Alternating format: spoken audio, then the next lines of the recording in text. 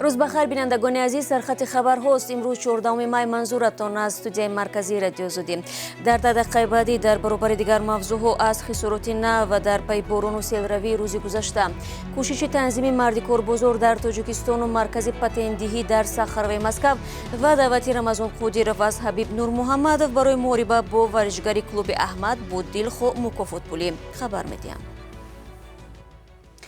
دیروز بارش شدید و سیلروی در یک قطار نویه‌های ولایت ختلون و توبه جمهوری تجلیل از عید سعید فیطر را مشکل کرد.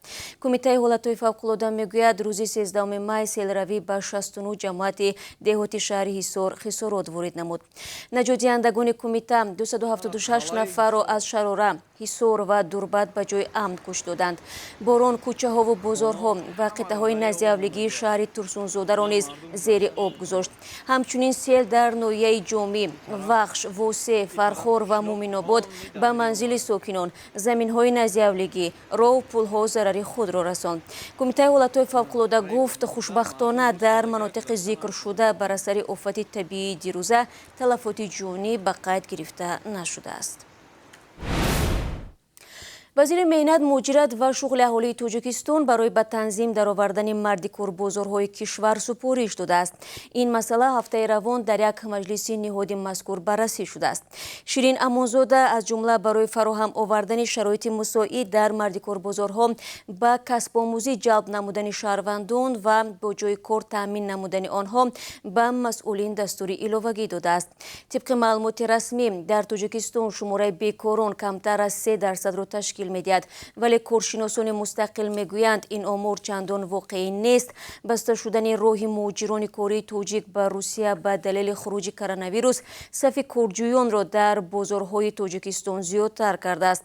اکثر آنها میگویند تا زمان باز شدن مرزها در خانه منتظر ماندن نمیتوانند، چون باید عائله را با غذا تامین کنند. مرکز مهاجرتی صخره مسکو رجای کار خود را برای دادن پتنت عوض کرد. رئیست وزارت کارهای داخلی پایتخت اعلان نموده است که طبق تصمیم نو کارمندان مرکز همه روزه از ساعت 8 صبح تا 8 شام بدون تنفس نصف روزی و تعطیل در روزهای استراحتی و جشنی به قبول مهاجران مشغول خواهند بود. همچنین برای از بین بردن نوبت‌پای‌های طولانی که از اول ماه می امسال به وجود آمده است، در داخل مرکز نقطه‌های ایلاوگی خدمت رسانی فعال کرده می شوند. بعد اون که مقامات روسیه به شهروندان خارجی برای قانونی کردن حضورشان در این کشور تا 15 ایون مهلت داد، همه روزه هزارها نفر مهاجران در نزد در مرکزی صخره و به خاطر گرفتن پتنت و یا درست کردن رجیستراسیون و تفتیش سندهای خود نوبت می پایند. از جمله کاربران رادیو زودی با فرستادن نوار گفتند دیروز در عید رمضان در برابر مهاجران دیگر صدها تاجیکان روز خود را با امید گرفتن پتنت در نزد در مرکز صخره و شام کردند. یادآور می‌شوم که در نیمه ماه ایون مهلت قرار پرزیدنت روسیه عاید دادن امتیاز به شهروندان خارجی به پایان می‌رسد. به گفته وزارت کارهای داخلی روسیه بعد 30 ایون مهاجران تاجیکی که غیر قانونی در این کشور به سر میبرند دپورت می‌شوند. در پی غرق گردیدن نورس 15 ساله زاده تاجیکستان در رود نیو ولایت لنینگراد پرونده جنایتی باز شده است. این نابالغ تاجیک 12 می زمانی که یک خواننده صنف ششم به رود میافتد برای نجات او خود را به آب میاندازد. مکتب بچه جان به سلامت میبرد، اما نورس تاجیک به ساحل برآمدن نمیتواند. جستجوی جسد او تا به حال نتیجه نداده است. تفتیشات معلوم نموده است که پسر بچه غرق شده در جای تحصیل نمیکرد و همراهی پدر و مادر و یک برادر و خواهرش در روسیه زندگی داشت. در گذشته نیز حالتهای جای داشتند که زادگان تاجیکستان با بهای جان خود شهروندان روسیه را از مرگ نجات دادند.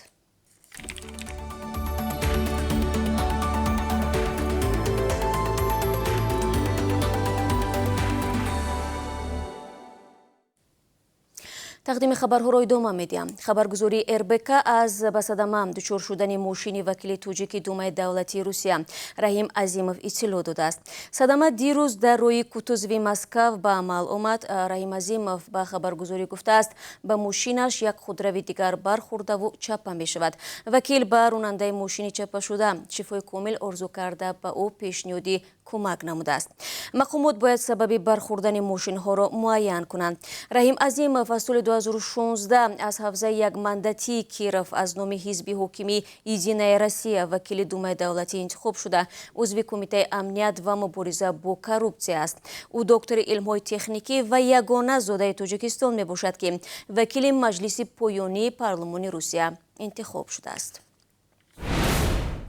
صبح روز جمعه در جواب به موشکباران اسرائیل منطقه غزه را هدف آتش توپخانه و حمله های هوایی قرار داد ولی از عملیات زمینی در این منطقه خودداری کرد. بر اثر برخوردهای چند روز اخیر کمش 100 نفر از جانب فلسطین و 7 اسرائیلی هلاک شده است. ارتش اسرائیل توسط شبکه اجتماعی توییتر تاکید کرد که آتش توپخانه و حمله های هوایی بخشی از عملیات بر ضد جنبش حماس می باشد. بدتر ارتش اسرائیل توضیح داد که نیروهای زمینی این کشور وارد خاک غزه نشدند. در حالی که برخوردها ادامه دارند در کوچه ها زنازنی گروه های یهودی با عرب ها به قید گرفته شد. وزیر مدافع اسرائیل بینی گایتس فرمان داد که برای خاموش نمودن ناآرامی های داخلی نیروهای علاوگی امنیتی سفربر شوند. شروع امنیتی سازمان ملل متحد در جلسه 16 می به ارزیابی این نزاع بخشیده خواهد شد. حالا میانرف‌های مصری تلاش دارند که جانب‌ها را به آتش بس مائل نمایند. نخست وزیر تاجیکستان قوی رسولزاده صبح امروز در رأس یک گروه حکومتی به پایتخت ازبکستان سفر کرد. قرار است امروز و فردا در تاشکند اجلاسی کمیسیون بین پارلمانی تاجیکستان و ازبکستان اوید به مسئله های اقتصادی و تجارتی برگزار شود. انتظار می رود در جلسه موضوع تحکیم همکاری ها در بخش اقتصادی، مبلغ گذاری، کشاورزی، انرژتیکا و نقلیات مطرح گردد. همچنین هیئت حکومتی آمادگی به سفر رسمی رهبر ازبکستان شوکت میرزیویف به دوشنبه را که روزهای 10 تا 12 ایون امسال به نقشه گرفته شده است بررسی می‌کنند. ضمناً شوکت میرزیویف رئیس جمهوری ازبکستان به مناسبت عید فطر 100 زندانی را عفو کرده است. بر اساس گزارش رسانه‌های دولتی ازبکستان میرزیویف این فرمان را روز 12 می امضا گذاشت. گفته شده است که در میان عفو شده ها 12 خارجی نیز هستند. بر اساس گزارش شماری از زندانیان برای همکاری با گروه‌های گناهکار شناخته شدند که فعالیتشان ممنوع می باشد. شرکت‌های بارکشانی تاجیکستان میگویند بیش از 10 روز است که ماشین‌های آنها در ولایت بودکند و اوش قرقیزستان درمانده است. هر روز ماندن ماشین‌های بارکشان برای شرکت‌ها هزارها سومانی زیان می‌آورد. تا دیروز 57 ماشین بارکشانی که در تاجیکستان باید بار بیارند در قرقیزستان جمع شدند. این در حالی است که سخنگوی ریاست کارهای داخلی بودکند با نشر چند عکس ماشین‌های بارکشانی ادعا می‌کند که فوره‌های شهروندان قرقیزستان در تاجیکستان بازداشت شدند. ادعایی که مقامات تاجیکستان انکار میکنند. مشکل روایی ماشین‌های بارکشان تاجیکستان و قرقیزستان پس از جنگ 29 اپریل در مرز دو کشور داغ شد.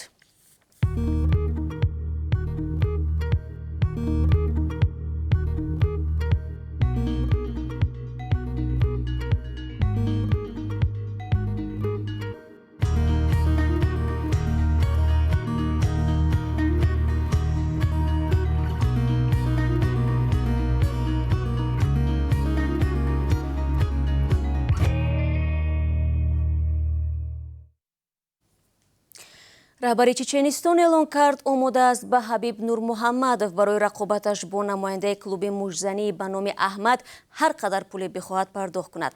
رمضان قادیروف در این باره در پخش مستقیم کاوکاز ریالی صحبت نموده است. قادیروف گفت حبیب نورمحمدов قهرمان UFC در وزن سبک یگان بار از نام جمهوریش درآمد نکرده است.